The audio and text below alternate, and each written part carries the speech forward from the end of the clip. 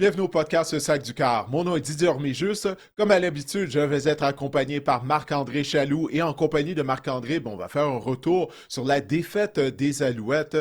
Ça a possiblement été la pire performance des Alouettes depuis que Jason Maas est entraîneur-chef. Alors, on va analyser tout ça. On va recevoir en entrevue l'ancien ailier rapproché des Buccaneers de Tampa Bay et membre de l'équipe nationale canadienne de flag football, Anthony Auclair. On va parler de sa transition d'après-carrière et on va faire le tour des actualités de la NFL. Il y a beaucoup de choses à discuter étant donné que les camps d'entraînement sont en cours. On a même eu droit à un premier match préparatoire et on va terminer l'épisode en beauté en jasant de Fantasy Football, toujours en compagnie de Marc-André qui va nous parler des joueurs qui créent du buzz depuis les débuts des camps d'entraînement. Alors Guillaume, par la musique.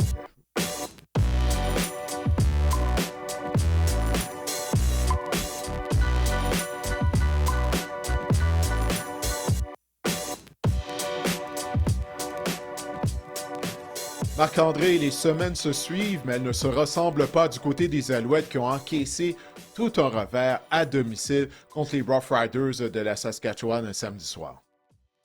Une raclée, une varlope, Didier, Hmm. et ça laisse entrevoir plusieurs questions, notamment la performance de McCall Thompson, là, Didier. Je m'excuse auprès des gens, moi j'ai toujours pensé que c'était un bon quart de la LCF, mais je commence à penser qu'il a ralenti. Didier, c'est pas compliqué. Fiche maintenant de 1-3 avec les Alouettes, fiche de 3-10 l'année dernière avec Edmonton. C'est simple la question que je vais te poser, Didier. Est-ce que les Alouettes peuvent gagner avec McLeod Bethel Thompson au poste de quart? Ben, il y a une semaine, on était émerveillés. Il y a juste une semaine de ça, lorsqu'on a enregistré le podcast après la victoire des Émerveillé, Alouettes c'est à un peu fort. Calgary. Ouais, bon, mais quand même, on était plus confiants qu'on l'est présentement. Ça, il n'y Ouais. a aucun doute là-dessus. Euh, Écoute, premièrement, il n'y a pas juste McLeod Bethel Thompson. Hein. C'est l'équipe au complet. Ça n'a vraiment pas été une bonne performance. Mais dans son cas, je pense que ouais, c'est justifié de se poser la question, Marc-André, est-ce qu'il est au bout du rouleau? Parce qu'il n'est pas en mesure d'offrir des performances constantes. Il est âgé de 37 ans maintenant. On sait qu'il n'a jamais été un carrière mobile. Bon, tu as parlé de sa fiche à Edmonton. Edmonton était la pire équipe de la Ligue canadienne la saison dernière. Ça, je lui concédais ça. Mais vraiment, là, sa performance contre les Rough Riders, écoute, on assiste à une régression de sa part. Parce que là, on a revu un peu le même carrière qu'on avait vu lors de son premier départ à Hamilton. Et vraiment, le manque de mobilité est un problème. Tu sais, Pierre en a parlé durant la rencontre. Il n'y a pas de second jeu avec lui, là. Si on lui enlève sa première lecture, c'est très difficile. Mais en plus de ça, sa prise de décision, Jason Mars, c'est quelque chose sur lequel il met l'emphase à chaque fois qu'il s'adresse aux médias après les entraînements. Il veut voir Bethel Thompson y aller de bonnes décisions. Il a été victime d'une interception, mais il y a au moins trois autres de ses passes qui auraient dû être Mm. interceptées par la défense des Riders. McLeod Bethel Winston, là, c'est mon nouveau surnom pour McLeod Bethel Thompson. Mais lors des autres matchs, on voyait une progression sur le terrain. Je trouvais que l'attaque des Alouettes fonctionnait bien. On faisait quelques erreurs qui menaient peut-être souvent à des revirements. Mais là, contre les Rough Riders, c'est quoi? C'est 169 verges d'attaque totale dans tout le match. Je pense qu'on avait 4 verges d'attaque en première demi, si ma mémoire est bonne. C'est vraiment, ça a été une performance pitoyable de l'attaque. Ouais, c'est vraiment troublant. Écoute, j'étais sur les lignes de côté, puis ça me rappelait, j'ai l'impression là, que j'avais voyagé dans le temps, là. Dans le passé, durant la période de 5 ans, sans participation en éliminatoire, où l'attaque était misérable. Elle avait de la difficulté à gagner un premier essai, c'était pas regardable. Malheureusement, c'est un peu ça qu'on a vu le samedi soir dernier là, du côté des Alouettes. Oui, bon, les Alouettes étaient privés des services de Tyson Philpott et de Austin Mack, notamment à la position de receveur de passe. Mais quand même, là, on a eu. C'est quoi? On a gagné, je pense, quoi? 80 d'attaque en première demi, quelque chose comme ça. C'était épouvantable. Donc, oui, il y a des blessés, puis on a perdu d'autres joueurs aussi. On va en parler un peu plus tard. Mais les Rough Riders sont une bonne équipe. Il n'y a aucun doute là-dessus. Mais toutefois, tu La parles meilleure d'une équipe de la Ligue équipe. canadienne en ce moment. Ouais, la meilleure fiche de la Ligue canadienne. On a perdu seulement un match du côté des Riders. Mais quand même, là, de se faire déclasser comme ça, j'avais pas vu ça venir. Là, vraiment, je ne sais pas pour toi, mais je ne m'attendais pas à ça de la part des Alouettes. Surtout que la semaine précédente, sur la route à Calgary, les St. Peters étaient l'équipe d'honneur dans la Ligue canadienne avec les Rough Riders. On avait offert une performance solide au niveau des trois facettes de jeu. On fait quoi maintenant, Didier, pour la suite? On a vu Caleb Evans sporadiquement entrer dans le match pour une séquence, si ma mémoire est bonne. On a ensuite envoyé dans la mêlée McLeod Bethel Thompson. Qu'est-ce qu'on fait? C'est quoi la solution? Est-ce que c'est James Morgan? Ouais, écoute, ça fait des semaines qu'on en parle, hein, qu'il y a des gens qui nous envoient des questions sur nos réseaux sociaux qui nous disent pourquoi on donne pas une chance à Caleb Evans. Mais Evans va pas faire mieux que Bethel Thompson. Puis je sais, pour certains partisans, c'est difficile à accepter. Ils croient pas à ça. Surtout, bon, la façon que Bethel Thompson a joué la semaine dernière. Mais Caleb Evans, je crois pas que ça serait mieux. Euh, James Morgan, tu sais, il n'obtient pas beaucoup de répétitions durant les entraînements, mais là, j'ai hâte de voir. Là, les Alouettes vont être de retour à l'entraînement mardi. On enregistre ce podcast lundi matin. J'ai hâte de voir si on ne va pas commencer à lui donner plus de répétitions. Parce que Davis Alexander, il n'est pas prêt de revenir au jeu là, présentement. Et si Bethel Thompson offre une autre performance, parce que je crois qu'on va continuer d'y aller avec lui en tant qu'arrière partant, on va voir ce qui va arriver lors de l'entraînement de mardi. Mais s'il offre une autre performance de la sorte le vendredi contre les Elks d'Edmonton, là, il faut faire un changement. On ne pourra pas continuer d'aller dans la même direction avec Bethel Thompson. Là. On va devoir y aller d'un changement. Si on veut parler du jeu au sol pour conclure un peu avec l'attaque maintenant, on a vu une volonté en début de match avec plusieurs courses en début de match d'établir le jeu au sol. Ça n'a pas fonctionné. Didier, c'est quoi le problème? C'est un problème de ligne à l'attaque? C'est un problème de s'acharner à vouloir continuer à vouloir courir avec le ballon parce que vraiment, on a récolté quoi? On a récolté 59 verges en 17 courses au sol. C'est vraiment pas suffisant là, si on veut avoir un bel équilibre dans la Ligue canadienne. Je crois que lors du dernier match, c'était une situation différente, étant donné qu'on a tiré de l'arrière Marc-André. Donc, on n'avait pas le choix que de délaisser le jeu au sol.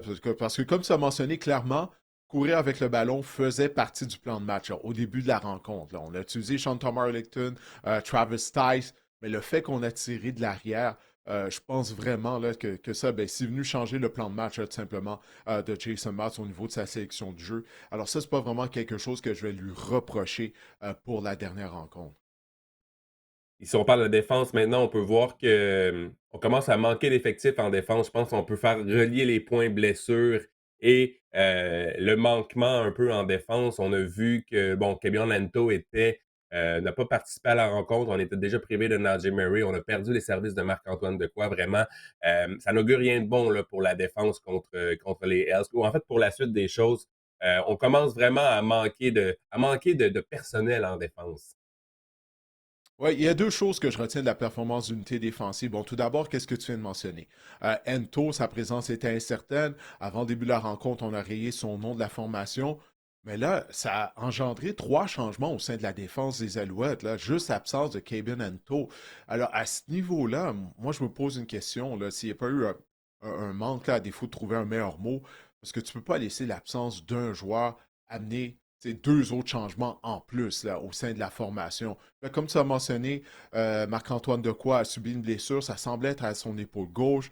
On l'a vu sur les lignes de côté. Il avait un sac de glace sur son épaule. Encore une fois, on va en savoir plus sur son état de santé après l'entraînement de mardi, qui sera le premier entraînement de la semaine des Alouettes. Donc là, on se retrouve avec une tertiaire amochée. Et la deuxième chose, c'est qu'il faut donner crédit aux Rough Riders à Saskatchewan. On savait Mhm. avant la rencontre, on en a parlé la semaine dernière, là, lorsqu'on parlait des choses à surveiller. Trevor Harris, c'est un carrière qui se débarrasse rapidement du ballon. C'est ça qu'on a vu du côté de l'attaque des Riders. On est arrivé avec un bon plan de match et c'est ça qu'on voit depuis, on en parle depuis un mois, là. Les attaques adverses qui font en sorte qu'on n'a pas le temps, la pression n'a pas le temps de se rendre aux carrières adverses. Sean Lemon était de retour au jeu. On ne l'a presque pas vu durant la rencontre, mais c'est le plan de match des Rough Riders de la Saskatchewan. On est arrivé, on était prêt, on a démontré pourquoi on a la meilleure fiche de la Ligue canadienne de football. Visiblement, on décoche les passes rapidement du côté des équipes adverses. Pourquoi qu'on fait ça? C'est quoi l'idée derrière ça? C'est parce que la ligne défensive des Alouettes sont trop souvent trop agressifs? Ben, c'est pour contrer les stratégies de Noel Thorpe. Noel Thorpe, il aime blitzer. Il aime en particulier blitzer en Ah, c'est situation ça. de premier essai. Alors, ça, c'est la façon de contrer le blitz, de contrer la pression. Si tu es en mesure justement d'y aller de courtes passes, de le débarrasser du ballon rapidement, ben, t'as beau envoyer la pression, Marc-André, elle ne pourra pas se rendre. Alors, ça prend un carrière qui est alerte, un carrière d'expérience, comme les Trevor Harris, et il a le compas dans l'œil. Certaines de ses passes qui étaient très précises. Alors, non, c'est une belle exécution. Des fois, il faut donner crédit à l'adversaire. Puis Jason Moss l'a fait immédiatement après la rencontre. On est arrivé près, là, vraiment, du côté des Riders. Tu sais que c'est une performance exécrable de l'équipe lorsque le joueur du match côté des Alouettes, c'est le botteur José Maltos Diaz, qui a été encore une fois. Ben, on peut pas parler de bougie d'allumage, là, mais il a fait son travail. Déplacement de 58, de 56 pardon, et 54 verges. J'aime bien ce que David Arsenault dit en ondes, là, pour El Canon des Alouettes. Ouais, David, là, ça faisait quelques semaines qu'il était à la recherche de surnom pour Oui. Maltos Diaz, mais je pense qu'on en a trouvé un. Là. Il avait envoyé un appel à tous sur son compte Twitter auprès des Moi, partisans je des l'adopte, Alouettes. en tout Alors, cas. tu l'adoptes, tu l'endosses, Oui, Al Cannon. j'approuve. Ouais, Exact. ben, moi aussi, j'approuve ce surnom pour le botteur de précision des Alouettes. Et c'est la première fois dans l'histoire de la concession qu'un botteur réussissait deux bottées de précision de 50 verges ou plus lors de la même rencontre. Alors, il avait réussi le botté le plus long de l'histoire de la concession de la semaine précédente à Calgary. Donc, Mato Diaz qui a écrit une autre page d'histoire lorsque je l'ai interviewé après la rencontre. Il n'était pas au courant, là, justement, de cette marque qu'il avait établie, mais naturellement, bon, il aurait souhaité établir cette nouvelle marque dans une victoire. Malheureusement pour lui, ça n'a pas été le cas. Écoute, il a inscrit les seuls points des Alouettes. On n'a pas inscrit de toucher là, Mm. du côté des Alouettes. 6 points. Et les 6 points, ça a été grâce à la jambe de Matos Diaz. Mais quand même, il faut le mentionner, lui, il connaît une bonne saison. On ne se pose pas de questions. Il est constant depuis le début de la saison, Matos Diaz. Puis on souhaite que ça va continuer du côté des Alouettes. Mais il faut générer plus d'attaques que ça, là. On ne peut pas juste se fier sur la jambe de Matos Diaz. Ça, je pense que ça, c'est évident. Là. Si on revient sur les blessures également des Alouettes en attaque à la ligne offensive, si on conclut un peu sur le dossier des blessures, Justin Lawrence, c'est Mhm. une blessure aussi qui peut faire mal à la ligne à l'attaque des Alouettes. Vraiment, Didier, on est très, très, très, très amoché du côté des Alouettes. Euh, on va faire face à l'adversité dans les prochaines semaines. Je sais que Jason Moss a une mentalité un peu de fameuse mentalité de next man up. Là. S'il y a un joueur qui tombe au combat, un autre doit le remplacer. Ça crée des opportunités pour d'autres. Mais force est de constater que les Alouettes sont vraiment mal en point en ce moment. Oui, la bonne nouvelle dans ça, bonne nouvelle, entre guillemets, là, il n'y a jamais vraiment de bonne nouvelle lorsqu'un joueur se blesse, surtout que la blessure à Lawrence, encore une fois, on va devoir attendre après l'entraînement de mardi pour avoir un compte-rendu sur son état de santé. Mais sa blessure avait l'air grave. Là. Tu l'as vu, tu as vu les images, il n'était pas en Mhm. mesure de mettre aucun poids sur sa jambe gauche. Après ça, il est revenu sur les lignes de côté, en béquille et avec une orthèse sur son genou gauche. Ça n'augure pas bien, là, j'ai l'impression, pour le centre partant des Alouettes. Mais la bonne nouvelle, entre guillemets, c'est que je crois qu'on mise sur un centre réserviste de qualité. En Cyril Hogan Saint-Don, l'ancien du Rouge et Or, du Rouge et Noir d'Ottawa, ben, c'est un ancien du Rouge et Or aussi, de Laval. Euh, Écoute, là, je pense que c'est un joueur de qualité qu'on a là, comme réserviste au sein de la ligne à l'attaque. Il a obtenu des départs avec Ottawa depuis le début de sa carrière avant de se joindre aux Alouettes. Alors là, il va avoir toute la semaine pour se préparer pour l'affrontement contre les Elks d'Edmonton. Alors, au moins, on mise sur un réserviste de qualité. Et puis, ben, Cyril serait probablement partant là, s'il jouait avec d'autres formations au sein de la Ligue canadienne de football. J'ai parlé de l'absence de quoi. On va devoir attendre pendant combien de temps, en fait, s'il sera absent, c'est bel et bien le cas. Mais en plus de ça, ouais, pour en revenir à l'absence de quoi, c'est ça, Marc-André. Parce que souviens-toi, on a repêché Nate Beauchemin, un maraudeur. On voulait avoir un Ouais. réserviste canadien là, derrière Marc-Antoine Dequoy. Et Beauchemin, ben, il s'est blessé un bras. Il a subi une fracture à un bras à Calgary. Maintenant, il se retrouve sur la liste des blessés pour 6 matchs. Donc là, Beauchemin n'est pas là également. Alors là, tu vas avoir le réserviste du réserviste là, qui va se retrouver au sein de la formation partante si Marc-Antoine Dequoy n'est pas en mesure d'affronter Edmonton. Mais en plus, durant la rencontre, on a aperçu Austin Mack sur les lignes de côté. Marc-André, il était en béquille et il avait une botte protective au niveau de sa cheville gauche. On sait qu'il avait subi une blessure à cette cheville à la fin de la rencontre contre Calgary il y a 2 semaines. Tyson Philpott, on va voir s'il va être en mesure de revenir au jeu. Lui, il a raté maintenant les 3 derniers matchs. Donc oui, on est amoché, Mais sais-tu quoi, Marc-André? Toutes les équipes de la Ligue canadienne sont amochées ou à peu près à ce temps-ci de l'année.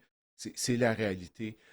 Donc, on ne peut pas vraiment se servir de ça comme excuse parce que du côté des Rough Riders, en passant, on était sans l'excellent receveur montréalais Samuel Emilus qui blessait un genou. On était sans notre excellent retourneur de beauté Mario Alford qui est le meilleur de la Ligue canadienne depuis le début de la saison. Donc, toutes les équipes ont des blessures. Il nous manquait également Sean Bain, un autre receveur de passe.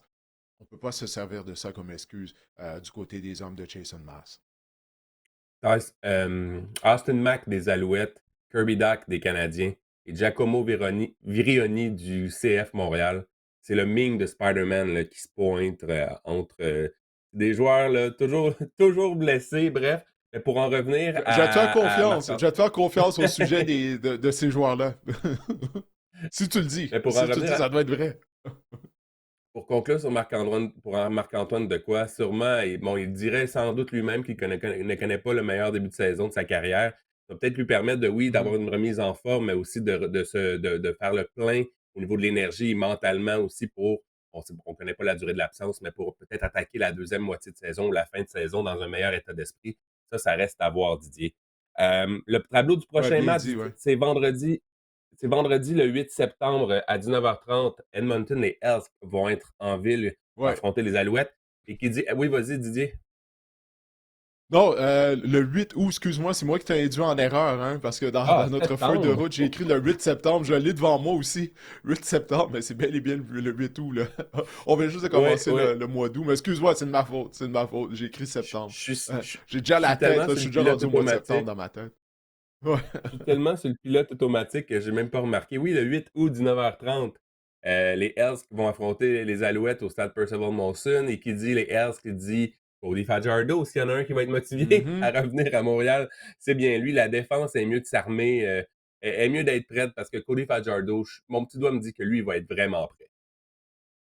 Match revanche pour Cody Fajardo. Il n'y a aucun doute là-dessus, parce que c'est certain que lui, il a toujours là, sur le cœur là, le fait que les Alouettes l'ont échangé après la dernière saison. Ça faisait juste un an qu'il avait mené les Alouettes à la conquête de la Coupe Grey. Et il joue bien là, depuis qu'il a remplacé Trey Ford à la position de carrière partant d'Edmonton. Fajardo joue bien. En fait, les Elks auraient dû gagner leur match la semaine dernière, Marc-André, contre les Tiger Cats d'Hamilton. N'eût été d'une passe de toucher échappée par Keon Julian Grant, un autre ancien des Alouettes. La passe de Fajardo était parfaite, était directement dans les mains de Julian Grant qui l'a échappé. C'est à la fin du quatrième quart. Ça aurait permis à Edmonton de l'emporter.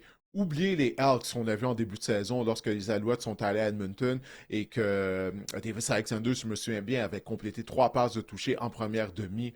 Edmonton joue beaucoup mieux, notamment depuis que Cody Fajardo et le carrière partant, on joue beaucoup mieux du côté de l'attaque. Défensivement, on en arrache du côté des Elks. Mais là, les Alouettes, la façon dont l'attaque des Alouettes a joué la semaine dernière, on ne peut pas battre personne. Alors, vraiment, Mhm. on va devoir trouver des solutions du côté de l'unité offensive montréalaise. Parce que Cody Fajardo, il va arriver ici avec la fameuse expression, là, le couteau entre les dents. Il va vouloir prouver aux Alouettes qu'ils ont fait une erreur en l'échangeant à Edmonton. Et de la façon dont les Alouettes ont joué la semaine dernière, ils ne peuvent pas battre aucune des 8 autres formations de la Ligue canadienne de football. Alors moi, j'ai vraiment hâte de voir cette rencontre-là vendredi soir au Stade Percival Molson. Donc, on le rappelle, c'est vendredi le 8 août à 19h30, Ouais. Elsk contre Alouette, et ce sera sur les ondes de RDS, évidemment, Didier. J'ai bien hâte de voir ça. J'ai bien hâte de voir le. Cody Fajardo va. C'est le genre de gars là, qui joue avec ses tripes, qui va offrir. Il va sortir fort, c'est sûr. J'ai hâte de voir quel genre de performance il va livrer contre son ancienne équipe. Joueur par excellence de la Coupe Grey en 2023 aussi du côté pour les Alouettes. Donc, j'ai hâte de voir. Oui, puis on a une courte semaine de préparation d'un côté comme de l'autre, hein, parce que Edmonton avait joué également samedi. C'était la première rencontre. Il y avait 2 matchs présentés, là, donc ils ont joué tout juste avant les Alouettes. Le match a lieu vendredi, donc pour les Alouettes, on va juste avoir 2 entraînements complets là, sur le terrain du stade Hébert. Ça va être la même chose du côté d'Edmonton, donc pas beaucoup de temps là, pour apporter des ajustements du côté du groupe d'entraîneurs des Alouettes, en plus de tous les blessés. Bref, on va attendre, comme je l'ai répété tout à l'heure, afin d'avoir une mise à jour sur les blessés. Mais j'ai bien hâte de voir cette rencontre-là. Là. Imagine-toi, s'il fallait que Cody Fajardo Mhm. revienne au Cypress Molson et quitte avec la victoire, ouf, Et que Bethel Thompson joue mal aussi, c'est un autre carrière qui est de la formation partante pour les Alouettes. Ouf, ça serait quelque chose, mais on va voir. Une chose à la fois. Tout ce qu'on sait, c'est que du côté de la Ligue canadienne, c'est vraiment imprévisible d'une semaine à l'autre. Le scénario rêvé aurait été Davis Alexander contre Cody Fajardo, le jeune homme qu'on Ah, a ça aurait été préféré bon, du hein? côté des Alouettes contre le vétéran qu'on a Ouais. échangé, mais bon, on va se contenter de. On n'aura pas, on n'aura pas cet affrontement-là. Mais moi aussi, j'ai bien hâte de voir les Alouettes face aux Hells d'Edmonton. Ça va être intéressant. Définitivement. Ben écoute, maintenant, on va se tourner vers la conversation que j'ai eue avec Anthony Auclair. Anthony, comme je le disais au début de l'épisode, eh bien, il est maintenant membre de l'équipe nationale de flag football après avoir connu une très belle carrière dans la NFL. Et il fait également partie du groupe d'entraîneurs du Rouge et Or de l'Université Laval. Donc, Anthony est très occupé. Il est même en charge d'une ligue de flag football dans la région de Québec. Mais sa transition, justement, d'après-carrière n'a pas nécessairement été facile, comme c'est le cas pour plusieurs athlètes, là, pas juste au football, mais dans tous les sports. Alors, on en a discuté. J'espère que vous allez apprécier mon entretien avec Anthony Auclair. Anthony, tu es un homme occupé malgré le fait que tu as pris ta retraite. Ça fait combien de temps, là, tu as pris ta retraite de la NFL? Le temps passe tellement vite. Rafraîchis-moi ma Euh, mémoire. Ma dernière saison était en 2022, que j'avais manqué finalement grâce à une blessure. Euh, mais j'ai pris officiellement ma retraite en 2024. Voilà. Puis Ça fait pas si longtemps. comment ça a été ça? Ouais, non, ça fait pas si longtemps. Mais comment ça s'est passé pour toi, là, justement, le début de ta retraite? Parce que là, tu es occupé, tu gères une ligue de flag football, tu fais partie de l'équipe nationale de flag football, tu coaches en plus avec le Rouge et Or à l'Université Laval. Mais comment tu as trouvé la transition d'être un athlète, justement, à l'après-carrière? Comment ça s'est passé pour toi? Est-ce que tu as trouvé que ça a été difficile par moment? Hey, c'est très difficile. Tu sais, on en a parlé, moi et toi, plus en privé, là, mais c'est quelque chose qui est très difficile. Je trouve que c'est quelque chose aussi que on parle pas beaucoup. Tu sais, c'est un peu tabou. Il n'y a pas tant de plans d'après-retraite non plus. Puis, tu sais, je pense que la NFL essaie de faire un bon travail à éduquer les joueurs, à se préparer à l'après-carrière. Mais c'est pas quelque chose que tu penses nécessairement quand t'es dans tes saisons ou dans ta carrière. Tu sais, moi, je l'avais préparé un peu en faisant un bac en intervention sportive à l'Université Laval. Je me disais que je voulais être un entraîneur par la suite. Euh, mais c'est dur de revoir quelque chose qui consume autant ton temps, puis que tu sais, nous, les athlètes, on s'entraîne pour un but précis tout le temps, puis on met nos œufs dans le même panier pour un objectif. Donc, c'est dur de reproduire ça suite à ta carrière. Tu sais. Là, j'ai été chanceux, j'ai trouvé le flag football suite à ma carrière. C'est un sport que je pratiquais déjà tu sais, en étant jeune, entre mes saisons NFL. Des fois, je venais remplacer dans des équipes avec mes chums. Euh, mais c'est quelque chose moi, je me suis rendu compte que ma carrière d'athlète n'était pas terminée nécessairement, mais le football, ça ne dure pas assez longtemps. Tu sais. C'est pas un sport que tu peux faire 25 ans. C'est sûr que et Tom Brady vient me prouver le contraire, mais il y a des positions un peu plus physiques. Là, tu vois, la moyenne d'âge d'une carrière NFL, la moyenne d'une carrière NFL à tight end, c'est 2 ans et demi. Donc, c'est pas long. Là. Donc, pour moi, le flag a vraiment été révélateur. Après ma carrière, je trouvais que, après avoir annoncé ma retraite, en fait, je trouvais que niveau athlétique, j'avais encore à donner. Euh, donc, tu sais, j'ai été chanceux pour ça, mais c'est sûr que coacher des jeunes, coacher à l'université, euh, faire des camps pour les jeunes, justement, ça me garde à jour, ça me garde dans le sport. Donc, Mhm. ça a été une belle porte de sortie pour moi. Là. Ouais, définitivement, tu sais, parce que tu es obligé d'arrêter, puis c'est comme ça pour 99,9% des joueurs, tu sais. Lorsque ta Ouais, carrière arrête, peu importe le niveau, c'est pas nécessairement par choix, c'est pas parce que tu n'aimes plus jouer au football, c'est pas parce que tu n'aimes plus ton sport. Tu as mentionné le nom de ton ancien coéquipier, Tom Brady. Lui, c'est l'exception, premièrement, d'avoir joué aussi longtemps que ça, mais tu sais, d'avoir été en mesure de décider quand est-ce qu'il arrêtait de jouer. Mais pour la grande majorité du monde, probablement, c'est au niveau du talent, hein. Tu sais, ta carrière va arrêter. Il y en a, ils arrivent au niveau collégial, puis ils sont plus assez bons. Ils sont soit pas assez rapides, pas assez grands, pas assez gros. Il y en a d'autres, c'est au niveau universitaire. Après ça, il y en a d'autres, c'est une fois qu'ils arrivent chez les professionnels, comme dans mon cas. Tu sais, moi, j'avais été repêché par Edmonton, je suis retranché durant le quart d'entraînement. C'est ça, là, c'est terminé. Puis, toi, tu as été en mesure d'avoir une belle carrière dans la NFL, mais tu as arrêté de jouer, c'est pas parce que tu n'aimais plus jouer au football. Tout comme moi, quand j'ai arrêté de jouer, c'est pas parce que j'aimais plus ça, là, jouer au football, c'est juste que je suis rendu à un niveau où est-ce que je suis obligé de faire face à la réalité que j'étais plus assez bon.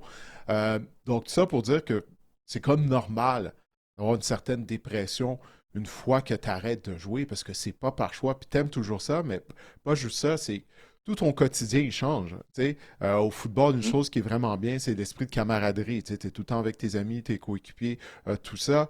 Puis là, c'est comme si du jour au lendemain, tu te retrouves seul. Ça, comment tu as fait pour gérer avec cet aspect-là de l'après-carrière?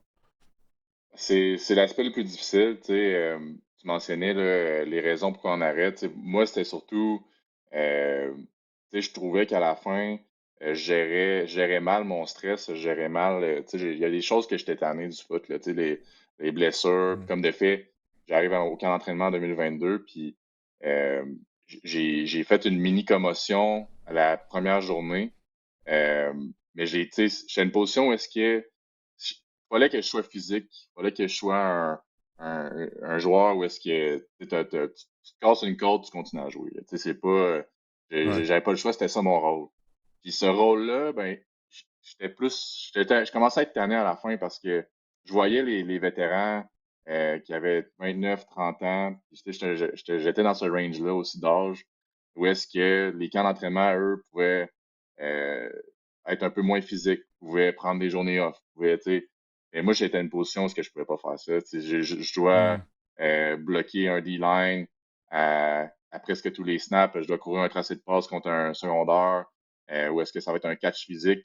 Je risque de me faire plaquer en attrapant le ballon ou me faire frapper en attrapant le ballon. Donc, tu sais, c'est une position où est-ce que j'ai un rôle qui est prémisse vraiment physique. Donc, moi, quand j'avais des coups à la tête ou des demi-blessures, ben, je le disais pas, puis je continuais. Puis, comme de fait, 2 jours plus Mm. tard, ben, un joueur tombe dans une de mes jambes, donc un MCL, je me blesse au genou. Donc là, ça met fin un peu à ma saison. Euh, et c'est ça, là, tu sais, donc c'est une autre blessure. Fait que j'ai un peu tanné de ça avant d'arriver dans 2022, puis là, me voilà avec 2 blessures. C'était comme un message pour moi de prendre du recul. Malgré ça, tu sais, il y avait des équipes pendant la saison qui étaient vraiment intéressées. C'est moi qui étais comme un peu hésitant à y retourner. Finalement, j'ai décidé d'aller au Tennessee, donner une chance au Tennessee. Puis euh, c'est moi-même qui étais allé voir Mike Vrabel après 3 semaines et dire Hey man, je suis tanné. You know what? I'm out.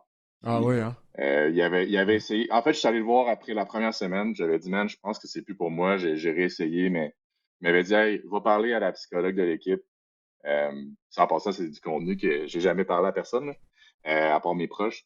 Mais va parler à la psychologue de l'équipe. Va voir si c'est pas quelque chose qu'on peut régler à l'interne. Parce que, tu sais, Mike Vrabel, en passant, c'est tout un player's coach, là, tu sais, il était là pour ses joueurs, puis les joueurs l'apprécient, puis c'est pour des discussions comme ça que les joueurs l'apprécient.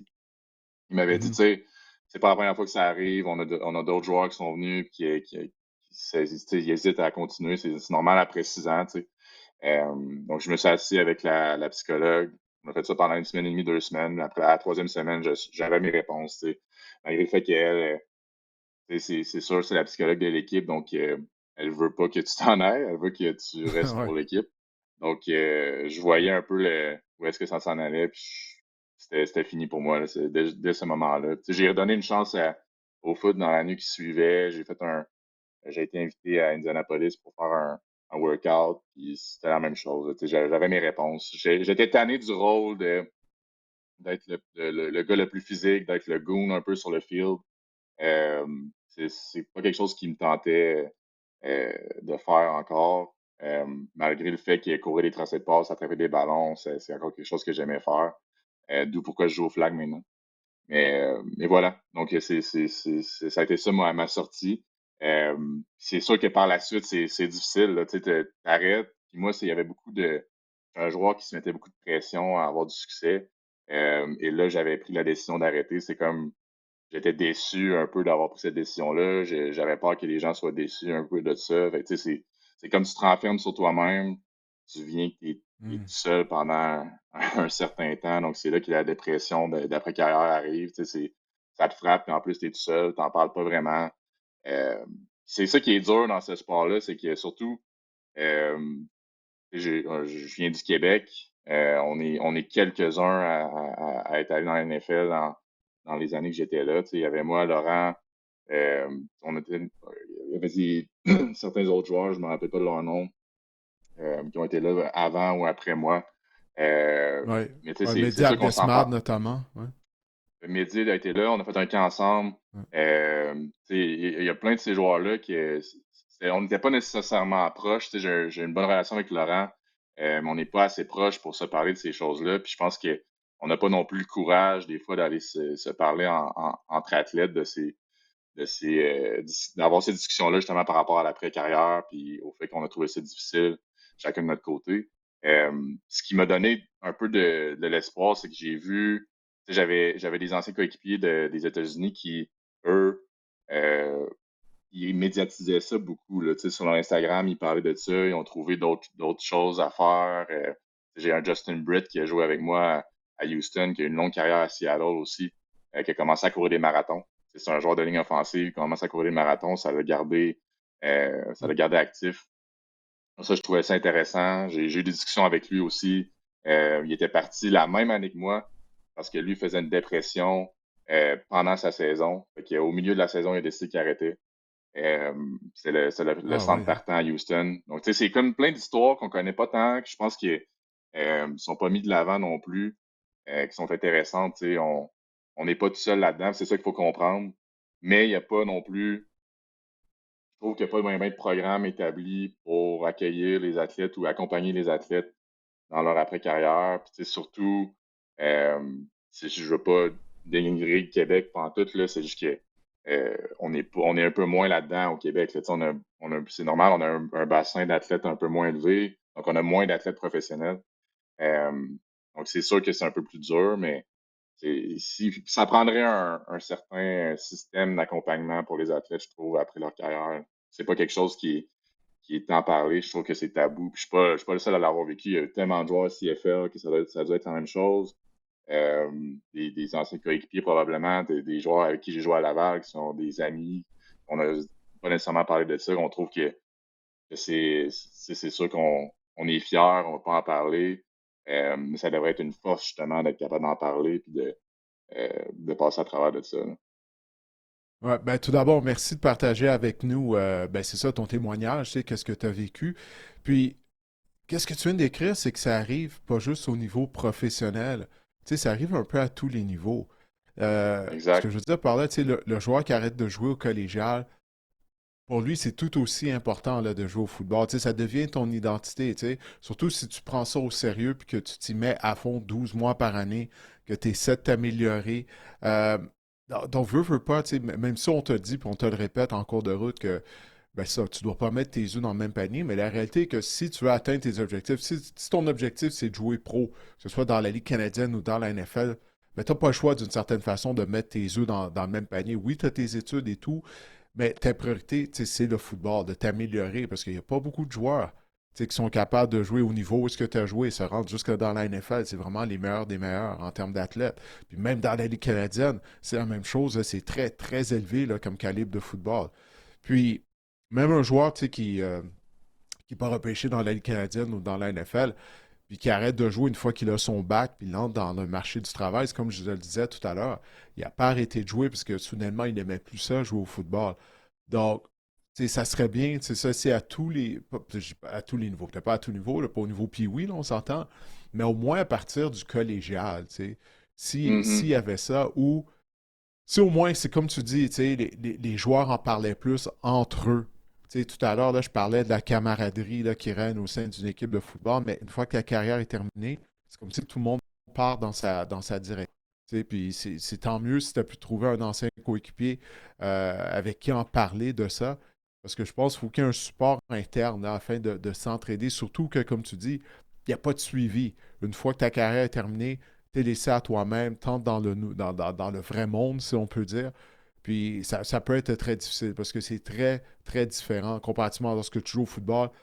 t'as pas à penser à ton horaire. Tu sais, on donne un itinéraire à tous les jours. OK, tu as tel meeting, telle rencontre à telle heure. Le repas est servi à telle heure.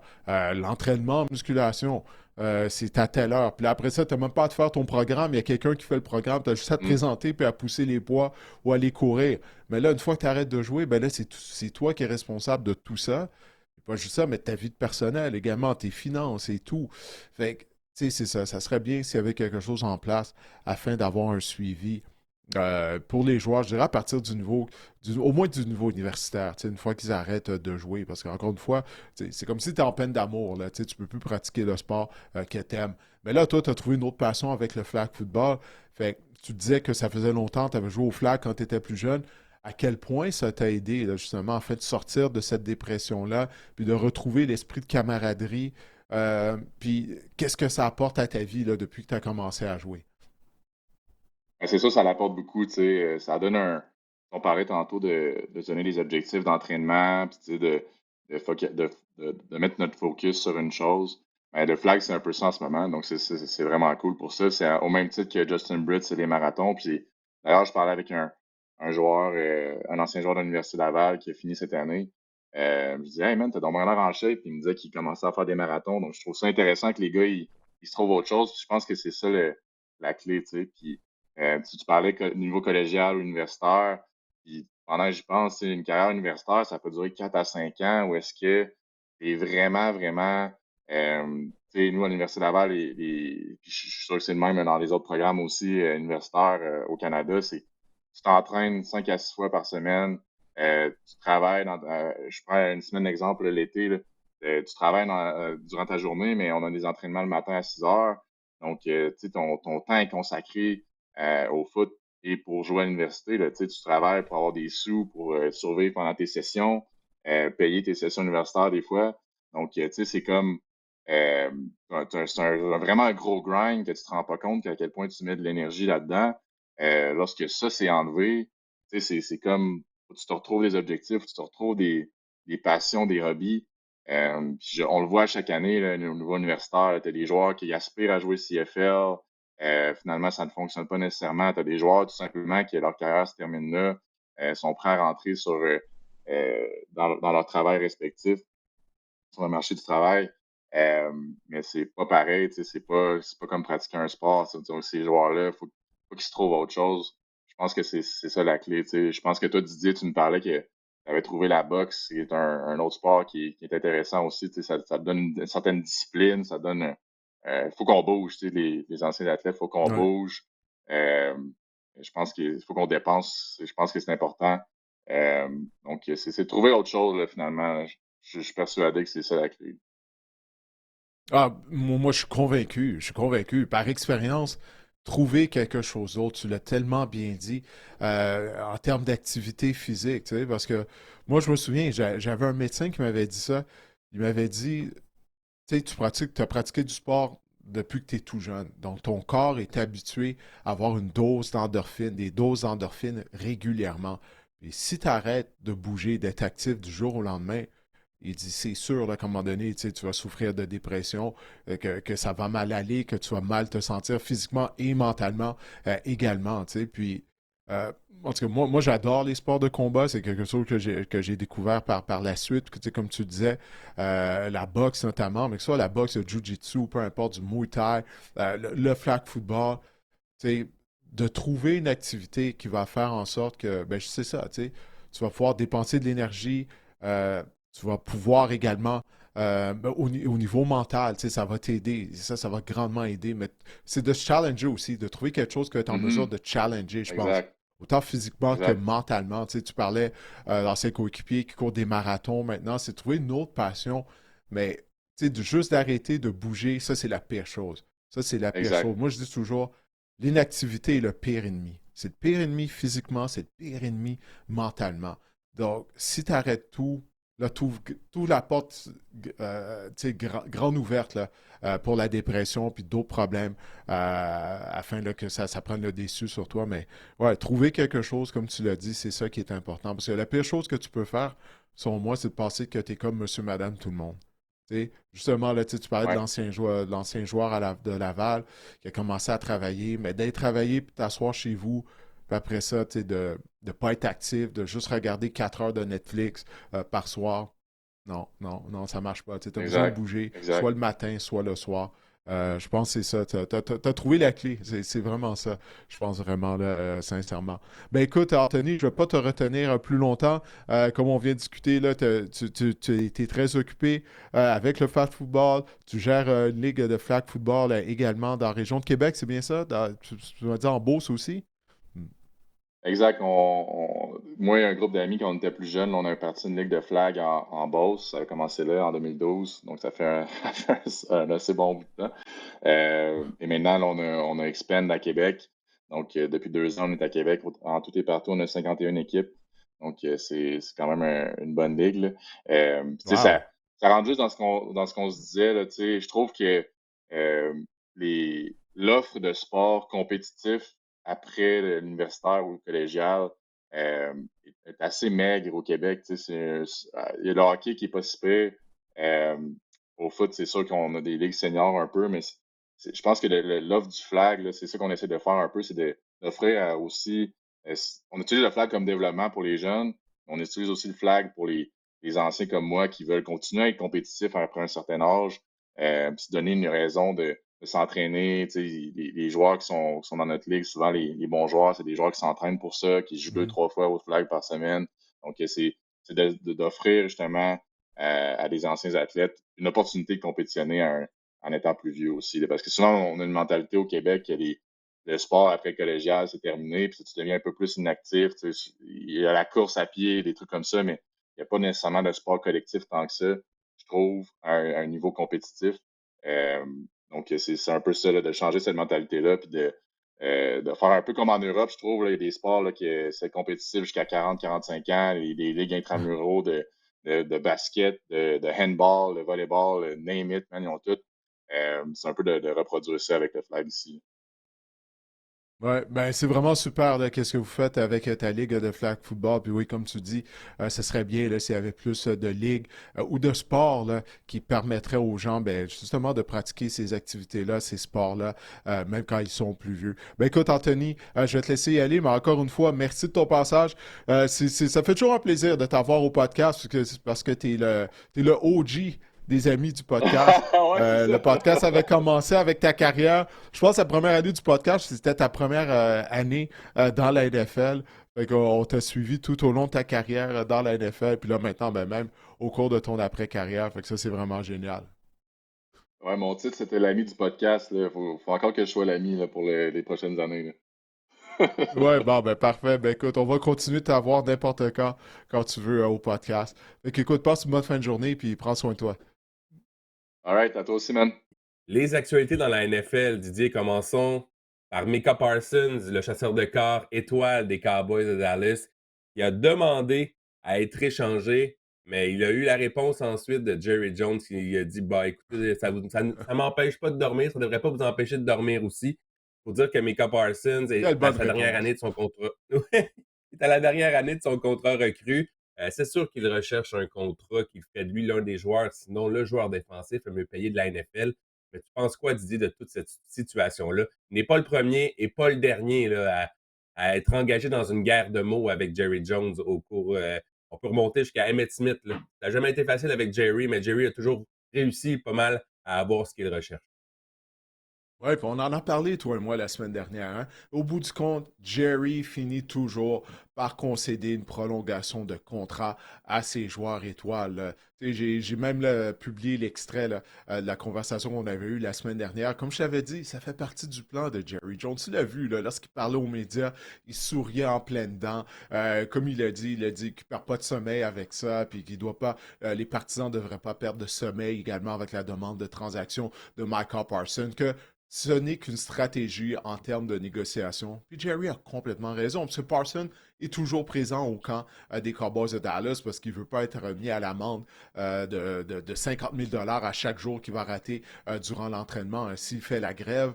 Alors, comme je t'ai dit la semaine dernière, il n'y a rien qui s'est passé depuis une semaine qui me fait changer mon opinion que Jerry Jones va en venir une entente avec Michael Parsons avant le début de la saison régulière. Tu l'as vu, là, Jerry était content, là, il est entouré de plusieurs membres des médias. Il aime ça avoir les caméras dans le visage, de se voir dans les bulletins de nouvelles, sur les réseaux sociaux. C'est exactement ça qui se passe. Comme je t'avais dit la semaine dernière, on parle des Cowboys à tous les jours à cause de ça. Là. On attend de voir est-ce que Jerry Jones va donner une prolongation de contrat ou non à Michael Parsons.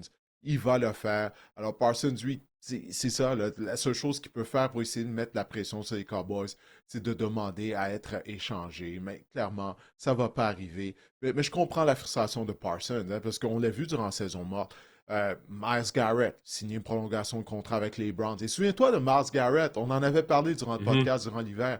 Il avait demandé à être échangé lui aussi. Il avait dit non, j'ai joué mon dernier match à Cleveland. Je crois même qu'il avait publié une lettre sur ses Une réseaux lettre. sociaux. Ouais. Puis ouais, c'est ça. Puis souviens-toi, toi et moi, on avait mordu à l'hameçon comme plusieurs amateurs de la NFL. On se dit, bon, ben ça y est, c'est terminé pour Myles Garrett. C'est la chose à faire pour les Browns. Ils devraient l'échanger contre des choix au repêchage. Je crois, quoi, moins d'une semaine plus tard, Garrett a signé une prolongation de contrat avec les Browns. Donc, c'est pas mal la même chose qui se passe, j'ai l'impression, à Dallas. Pas j'ai l'impression, je suis convaincu de ça. Ouais. Puis un autre qui a demandé à être échangé, un autre qui c'est probablement une stratégie de négociation, c'est Terry McLaurin, des Commanders de Washington. Didier, je comprends pas pourquoi que les Mhm. Commanders n'ont pas encore signé Terry McLaurin. Je pense qu'il mérite tout l'argent. Il mérite d'avoir une prolongation de contrat. Il demeure quand même toutefois dans l'entourage de l'équipe. Ça, c'est bon signe. Il ne veut pas être une distraction, mais quand même, si on enlève Terry McLaurin du groupe de receveurs des Commanders, là, c'est ça qui m'inquiète, Didier. Si c'est vraiment ça qu'on veut faire du côté des Commanders, c'est de l'échanger. On a un groupe de receveurs pas mal moins impressionnant. Là. On tourne à Debo Samuel, à des joueurs de même, là, je veux dire. Terry McLaurin, c'est un élément essentiel des Commanders pour la saison 2020. Ça en a un autre qui ne sera pas échangé, Marc-André, pour toutes les raisons que tu viens de mentionner. OK? Il ne sera pas échangé, Terry McLaurin. Par contre, les négociations sont un peu plus difficiles. Ce que je veux dire, du côté de Michael Parsons, c'est Jerry là, qui retarde tout ça. OK? Parce que le marché pour les chasseurs de corps a changé. Moi, j'ai parlé de la prolongation de contrat que Myles Garrett a signé. TJ Watt aussi. Les chasseurs de corps ont fait sauter la banque là, durant la saison morte. Le marché a complètement changé. Et c'est la même chose également du côté des receveurs de passe. Mais pourquoi la situation de McLaurin est peut-être plus difficile en termes de négociation, je crois, c'est en raison de son âge. OK? Il est âgé dans la trentaine maintenant, le Terry McLaurin. Donc, est-ce que tu vas le comparer à qui, là, en termes des prolongations de contrats qui ont été données à des receveurs durant la saison morte? Mais c'est des receveurs qui étaient plus jeunes que McLaurin. Et est-ce que McLaurin est dans la même classe qu'un DK Metcalf, par exemple, ou des autres receveurs qui ont signé des nouveaux contrats durant la saison morte? Euh, il est peut-être une coche en dessous. Donc, moi, je crois que c'est là, peut-être qu'on allait discuter à s'entendre entre McLaurin et les Commanders, mais c'en est un autre. Il va être là sur le terrain lors de la première semaine d'activité. Il est trop important, comme tu l'as si bien dit. Si tu enlèves McLaurin, le groupe de receveurs des Commanders, c'est vraiment très différent. Là. Et puis là, la chimie qu'il a développée également avec Jaden Daniels, afin que Daniels continue de se développer, afin qu'il soit en mesure d'éviter la gang de la deuxième année. McLaurin doit être là. Il est là au camp des Commanders. Ils vont en venir à une entente là, avant le. Écoute, il reste un mois, là, jour pour jour, avant le début de la saison. Il sera là, lors du premier match des Commanders. 5 saisons de 1000 verges là, pour Terry McLaurin. Mais le problème, c'est que c'est ça, il a inscrit 13 touchés. Il n'est pas fou non plus. Il peut cacher. C'est son année. Il a inscrit 13 touchés avec Jaden Daniels. Il est sorti un peu du noir là, avec toute la ribambelle de carrière qu'on avait eue précédemment avant Jaden Daniels avec les Commanders, des carrières qui étaient quand même très ordinaires. Mais c'est ça, si on exclut la saison 2024, c'est 13 touchés. Son plus haut total de touchés en une saison est 7 en 2019 à sa saison recrue. Sinon, c'est 4 touchés, 5 touchés, 5 touchés, 4 touchés. Bref, c'est ça. Terry McLaurin, où ce qu'il se clash, je suis d'accord avec toi. Personnellement, je trouve que c'est un meilleur receveur que DK Metcalf au moment où on se parle. Mais ça, c'est mon avis. Mhm. Mais c'est ça. Puis j'ai hâte de voir un peu l'état-major. On a critiqué par le passé l'état-major de Dan Snyder, là, comme quoi c'était tout proche. On a vraiment un nouveau groupe là, à la tête des Commanders. Je pense qu'on a un groupe avec une tête sur les épaules. J'ai hâte de voir si on va bien faire les choses.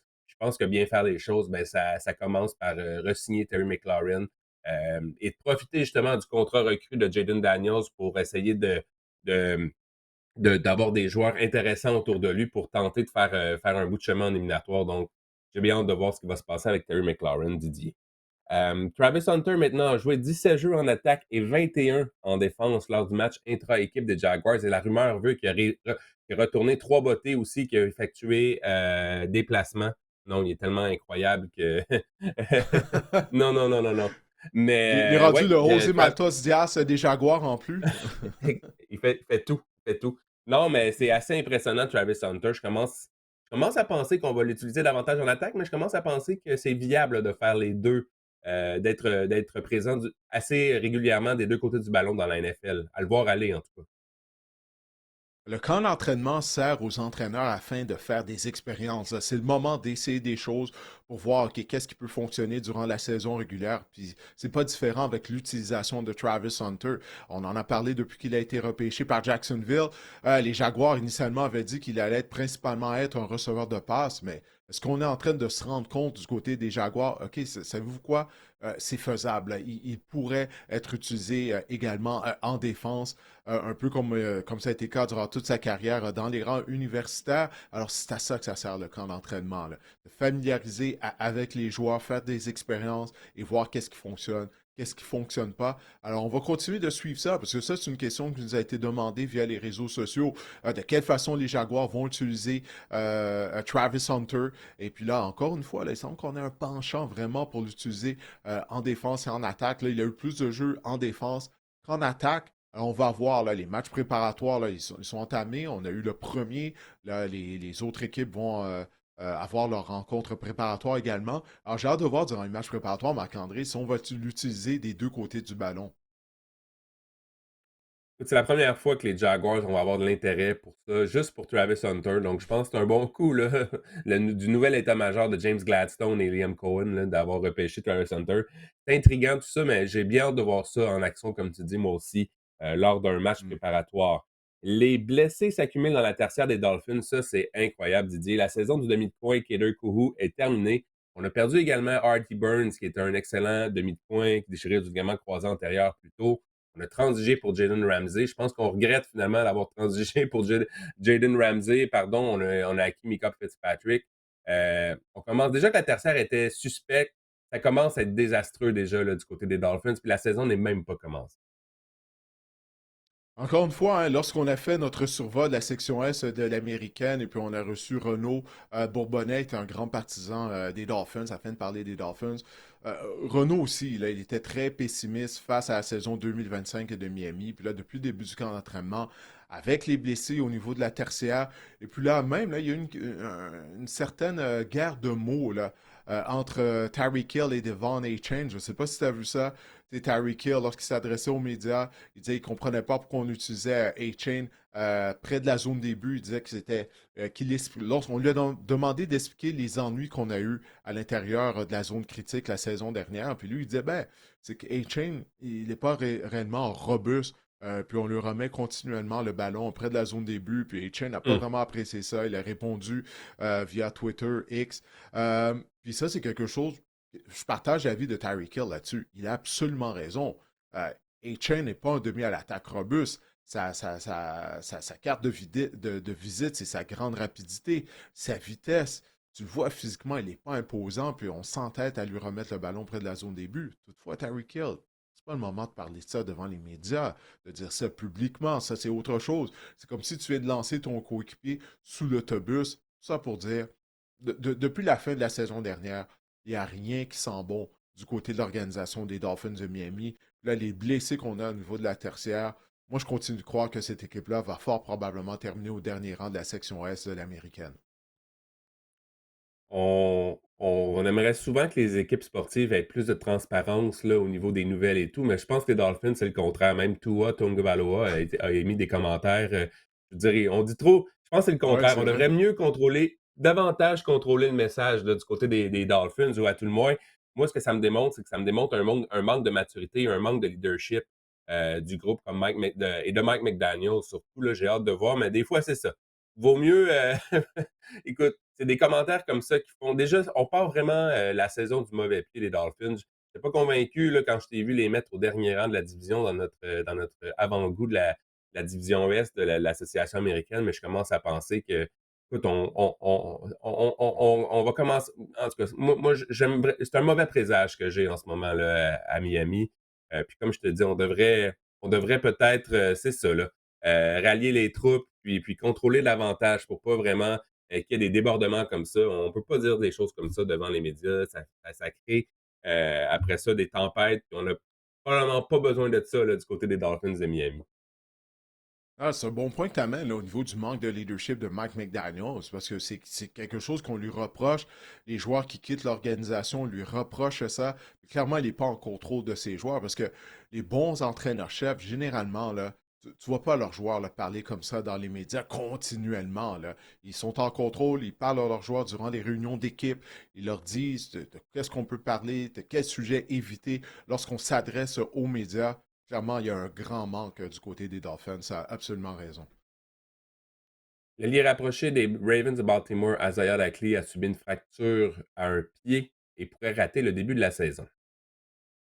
Là, on va devoir suivre ça, hein, parce que, tu sais, les blessures au Mhm. pied, des fois, ça traîne. Parce que même si Likely est en mesure de commencer la saison, est-ce qu'il sera aussi productif? Est-ce qu'il sera à l'aise en jouant avec cette blessure-là?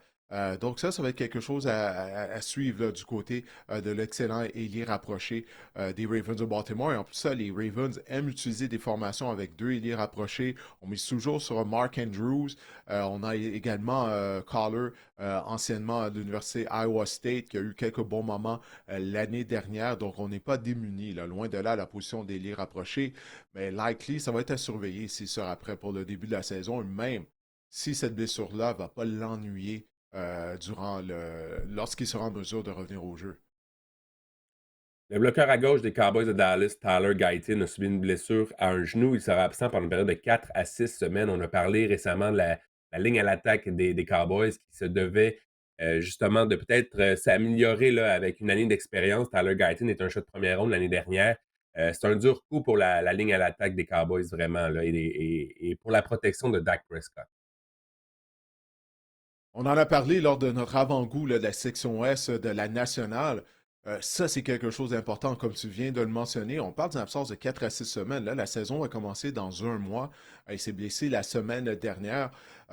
Puis, il n'y a rien, encore une fois, je le dis, mais je le répète, il n'y a rien qui déstabilise plus une équipe de football qu'une mauvaise ligne à l'attaque. Là, tu vas me dire, bon, c'est juste le bloqueur à gauche, mais quand même, tu sais, il doit protéger l'angle mort de Dak Prescott. On sait que Dak a un historique de blessures. Alors Mhm. ça, encore une fois, comme la blessure d'Isaiah Likely, on va devoir surveiller là, cette blessure-là à Tyler Guyton afin de voir s'il va essentiellement rater le début de la saison et si ça va avoir un impact sur les performances de l'attaque au complet des Cowboys de Dallas. Parce que oui, on parle beaucoup de George Pickens, de CeeDee Lamb. On n'arrête pas de voir sur les réseaux sociaux là, des reprises là, au super ralenti, des attrapés acrobatiques qu'il réalise. Si Dak n'a pas le temps de les repérer, ben c'est ça. On n'en verra pas des attrapés acrobatiques durant la saison régulière de la part de Pickens et Lamb. Ça va peut-être permettre aussi à Tyler Booker, le choix de première ronde, de peut-être transférer comme bloqueur à gauche, puis voir un peu ce qu'il peut offrir aux Cowboys de Dallas, parce que justement, Tyler Ouais. Guyton, ça n'a Mais pas été Booker, facile par moment l'année dernière, là. ouais, mais Booker est réellement un garde. Donc, c'est pas une option justement de le déplacer à la position de bloqueur. Donc, c'est de là Hmm. l'importance de l'absence de Guyton s'il n'est pas en mesure de commencer la saison régulière. On a finalement eu droit au premier mesurage virtuel de l'histoire lors de la Il rencontre était temple la temps? renommée de la NFL entre les Chargers et les Lions. Je pense que il me semble que c'était clair sur ce jeu-là, le mesurage, mais on voulait peut-être juste tester la machine, comme on dit, pour voir si tout fonctionnait comme il faut. Hey, comme les entraîneurs, je l'ai dit tout à l'heure, ils font des expériences, ben, c'est la même chose du côté de la NFL. Là. Donc, on voulait utiliser cette nouvelle technologie finalement, Marc-André, là, avec tous les avancements qu'il y a avec l'intelligence artificielle. On parle même de retourner sur la Lune là, au cours des prochaines années.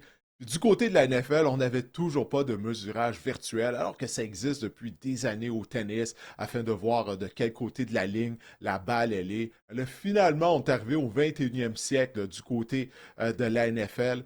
Et puis, ben, c'est ça, c'est une chose pour le mieux. Là. J'ai hâte de voir ça durant la saison régulière, lors des matchs importants, ce mesurage virtuel, à quel point ça va avoir un impact. Au moins, ça va enlever certaines controverses avec les chaîneurs. Les chaîneurs sont toujours présents, il faut le mentionner, là, ils ne sont pas au chômage. Les chaîneurs sont toujours présents sur les lignes de côté, mais je crois qu'on va moins les utiliser là, lorsque ben, le mesurage sera serré. Ils devraient commencer quand même à avoir une job d'été, les chaîneurs, parce que ça va juste débouler, je pense, dans Devraient l'avenir. mettre à jour leur CV, je pense, au moins. Là. Ouais. Ouais, ouais. C'est vrai que Faut se ça ressemble au préparer, là, tennis, le mettre à jour leur Hawkeye. LinkedIn. C'est vrai que ça ressemble au Hawkeye, au tennis, vraiment. C'est la même. Je sais pas si c'est Ouais. la même technologie, mais c'est en tout cas, c'est la même chose qu'on peut voir là, sur le terrain. Et finalement, au cours du week-end, Antonio Gates, Eric Allen, Sterling Sharp et Jared Allen ont été intronisés au Temple de la renommée du football à Kenton, en Ohio. Didier, euh, moi, ce qui me fascine à chaque fois, c'est lorsque tu sais que tu vieillis dans la vie lorsque c'est des joueurs que tu as vu jouer quand même assez, comme Ouais. quasiment durant toute leur carrière, qui font leur entrée au Temple de la renommée. Écoute, je me rends compte que c'est ça. Je vieillis, je deviens vieux. Pas juste les cheveux gris, il y a aussi ça dans la vie, qui est des signes que c'est ça, qu'il m'en reste moins qu'il en restait. C'est vraiment fataliste comme, comme commentaire, désolé. Toi, tu vas te mettre à pleurer? Qu'est-ce que là? Tu Non, vas avoir. Tu vas te mettre à remettre en question toute ta ouais, vie, là, ouais, ouais. live. Mais non, écoute, mais non, mais c'est une bonne observation, parce que je me souviens quand j'étais jeune, puis qu'il y avait les intronisations au Temple de la Renommée. Tu sais, c'est des joueurs que j'avais pas vu jouer. Tu sais, puis là, t'as donné une Mm. occasion, justement, d'apprendre sur l'histoire de la NFL. Mais là, comme tu l'as si bien dit, écoute, Antonio Gates, je me souviens de lui lorsqu'il jouait à Kent State dans les rangs universitaires. Tu sais, on doit environ avoir le même âge. Écoute, Antonio Gates, joueur non repêché, il n'a même pas joué au football à l'université parce que Mhm. justement, à Kent State, il jouait au basketball. OK, il avait joué à l'école secondaire, puis après ça, il a fait la transition dans la NFL. Il est devenu un des élits rapprochés les plus productifs de l'histoire de la Ligue. D'ailleurs, il aurait dû être admis au Temple de la Renommée l'année dernière lors de sa première année d'admissibilité. J'ai jamais compris pourquoi ça n'a pas été le cas. Eric Allen a joué durant les années 80-90 à position de demi-coin, notamment pour tes Eagles de Philadelphie. Sterling Sharp, je suis vraiment content pour Sterling Sharp qui soit admis au Temple de la Renommée. Bon, il y a des gens qui vont dire que sa carrière a été trop courte. Puis c'est une des raisons pourquoi ça a été aussi long afin que Sterling Sharp soit admis. Mais Sharp, c'est assez vieux pour me souvenir de lui lorsqu'il jouait. Et Sterling Sharp, pour moi, c'est leur seul receveur que j'ai vu jouer, puis je me suis dit, c'est quoi? Peut-être que ce gars-là, il est meilleur que Jerry Rice. C'était à ce point-là. Mhm. Sterling Sharp était un receveur de passe exceptionnel. Il y avait Dan McCoskey au poste de quart au début de sa carrière. Puis après ça, Brett Favre est arrivé. Écoute, avec Favre en plus qui lui lançait le ballon, s'il n'avait pas subi une blessure au cou qui a mis fin à sa carrière, là, Sterling Sharp, il serait en compagnie de Jerry Rice dans le livre des records, la position de receveur de passe. Il y a une période de 3 ans où ses statistiques étaient similaires ou même au niveau de certaines statistiques, il dépassait Jerry Rice. Il était tout un joueur. Alors, je suis content finalement qu'il se retrouve au temple de la renommée. C'est comme s'il a sombré dans l'oubli, étant donné que sa carrière a été courte en raison de la blessure au cou qu'il a subi, comme je l'ai dit. Jared Allen, écoute, il a été un des meilleurs chasseurs de corps pendant une décennie du côté de la NFL. Pour moi, c'est mérité maintenant le fait qu'il se retrouve à Kenton. Alors, ben, félicitations à la classe de 2025 du Temple de la renommée du football. Sterling Sharp, là, des saisons 1989, 90 réceptions, 1423 verges, 1461 verges en 1992, des saisons de 18 touchés en 94, en 92, 13 touchés. Bref, ouais, tu as raison, c'est vraiment des statistiques assez éloquentes là, dans le cas de Sterling Sharp. Ouais, écoute, c'était tout un duo avec lui et Brett Favre. C'est dommage qu'ils n'ont pas joué plus longtemps ensemble parce que c'était vraiment quelque chose à voir. Ben écoute, tu viens de parler là, des statistiques de Sharp. On va faire notre virage vers le fantasy football ou ben toutes les statistiques sont extrêmement importantes, naturellement, au fantasy football. Puis là, aujourd'hui, ben, tu vas nous parler de joueurs là, qui sont en ascension depuis le début des camps d'entraînement. Ça, c'est une période de l'année que j'aime parce qu'il y a du buzz au niveau de certains joueurs quand la saison régulière commence. Des fois, on est déçu. Ou des fois, ben, ils poursuivent leur ascension, puis là, on se dit, waouh, OK, les équipes ont quelque chose de bien en ces joueurs-là. On va commencer avec la position de carrière. Anthony Richardson, des Colts d'Indianapolis, on n'arrête pas de voir certaines de ses passes au super ralenti sur les réseaux sociaux. Tout le monde paraît bien au super ralenti. Toi et moi, on s'en parle souvent. Là. Même toi et moi, on pourrait bien paraître. Mais Anthony Richardson, il commence à avoir un certain buzz là, à son endroit. Faut en prendre puis en laisser, Didier, à cette période-ci de l'année, c'est sûr. Mais Anthony Richardson, ce qu'on voit de lui, en fait, c'est sûr qu'on voit pas vraiment ses erreurs là, sur les médias sociaux. Mais on a vu, je ne sais pas si vous avez vu tout le monde, une passe à Adonai Mitchell en fin de semaine là, dans la zone, dans le coin de la zone de début. C'était simplement incroyable. On semble dire qu'après un début de camp assez chancelant, Anthony Richardson semble avoir la pole là, chez les Colts d'Indianapolis. Il semble plus précis, en bref, de ce qu'on rapporte du côté du camp des Colts. Il a travaillé avec l'entraîneur là, personnel de Josh Allen au cours de l'entre-saison, ça peut paraître. Et je me questionne aussi si un gars comme Tyler Warren là, peut être le gars qui peut délivrer Anthony Richardson au niveau fantasy et même en général, je vous dirais, une genre de dépanneur, une genre de veste de sauvetage là, lorsqu'on est en bateau pour Anthony Richardson, si justement avoir un ailier rapproché de cette qualité-là peut aider Anthony Richardson à connaître justement, à éclore là, au niveau fantasy et dans la vraie NFL en tant que carrière. Ça demeure un gars bourré de talent. Il y a des passes là, au camp d'entraînement qu'on dit que Daniel Jones ne peut pas faire ce que Anthony Richardson fait. Alors, s'il peut juste s'améliorer sa précision et sa prise de décision, je pense qu'Anthony Richardson, je suis pas en train de vous dire que je rembarque dans le train de Anthony Richardson, mais je commence à penser que euh, ça peut être intéressant de voir son évolution au camp d'entraînement et de voir en match préparatoire ce qu'il peut offrir. Ouais, son talent physique a jamais été mis en question là, du côté d'Anthony Richardson. Je lisais un article d'un reporter qui couvre les activités quotidiennes des Colts d'Indianapolis, a mentionné le nom de Tyler Warren. Il semble que Richardson, ben, il a déjà confiance en Tyler Warren, qu'ils ont développé une chimie très rapidement. Donc ça va être quelque chose à surveiller, surtout en termes de fantasy football, pas juste pour Richardson, mais également pour les rapprocher, choix de première ronde d'Indianapolis. Maintenant, J.J. McCarthy des Vikings du Minnesota, qu'est-ce qu'on entend à son sujet là, depuis le début du camp d'entraînement? Lui aussi, il connaissait un lent début de camp, mais il semble progresser quand même à vue d'œil. Il a dit lui-même là, que s'il peut s'améliorer euh, 2% par jour au cours du camp, il serait satisfait. Et on voit vraiment qu'il y a une connexion, une chimie indéniable avec Jordan Addison au camp d'entraînement. Plusieurs passes de toucher circulent sur les médias sociaux. C'est sûr que Justin Jefferson est présentement blessé. Donc, Jordan Addison retient l'attention. Il ne faut pas oublier que Jordan Addison est passible d'une suspension au début de saison également pour une conduite en état avec les facultés affaiblies. Ça reste à voir.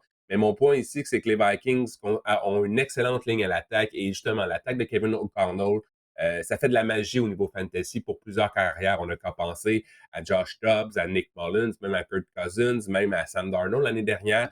Donc, je pense que J.J. McCarthy, là, s'il parvient vraiment à progresser, il est indéniablement le quart numéro un de cette équipe-là. Sam Howell n'est vraiment pas dans le coup qu'on dit au camp des Vikings en ce moment.